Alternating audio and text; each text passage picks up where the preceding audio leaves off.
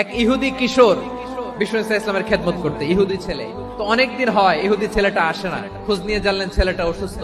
বিষ্ণু ইসলাম ওই ইহুদির বাড়িতে চলে গেলেন ওই ছেলেটাকে দেখা করার জন্য। যে দেখে ইহুদি ছেলেটা মুমূর্ষ, জান যায় যায় ভাব, বিছানায় পড়ে আছে, তার বাবা দাঁড়ানো। বিশ্বনবী তার মাথার পাশে বসলেন, মাথায় হাত বুলিয়ে দিলেন, আর ছেলেটাকে বললেন, হে ইহুদি ছেলে, আসলিম, ইসলাম ধর্ম গ্রহণ করো। তো ছোট্ট ছেলে ভাবে আমরা ইহুদি, এখন ইসলাম ধর্ম গ্রহণ করলে আব্বা যদি বকা দেয়।